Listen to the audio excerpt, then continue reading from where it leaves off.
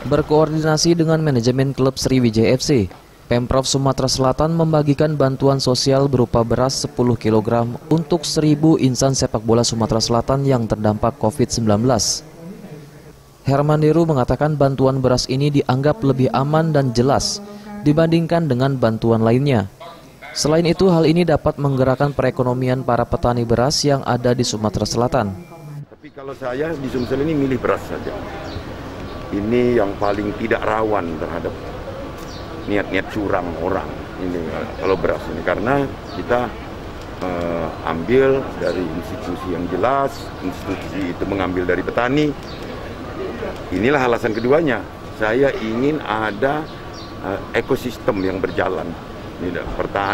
Pertanian berjalan, pedagang berasnya berjalan, Bulog sebagai institusi penyangga pangan ini berjalan, penerima mendapat manfaat. Itu ya.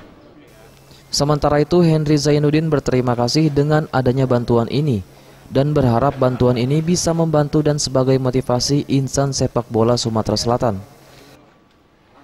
Kawan-kawan stakeholder sepak bola ya, ada wasit, ada pengawas pertandingan, ada supporter, dan itu juga pasti terdampak COVID. Artinya kita sebagai Sriwijaya FC peduli dengan kawan-kawan di penggiat sepak bola ini mengusulkan pada Pak Gubernur, dan alhamdulillah Pak Gubernur bantu untuk penyelenggaraan.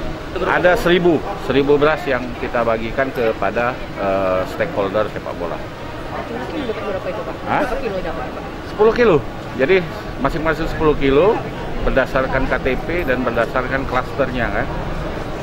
Supporter kita kasih 100, jadi 300, wasit dan yang lain-lain kita kasih, dan tentu ada fans Sriwijaya FC juga kita kasih. Diharapkan ke depan nantinya akan lebih banyak insan sepak bola Sumatera Selatan yang terdampak COVID-19 bisa menerima bantuan termasuk penggiat olahraga di Sumatera Selatan.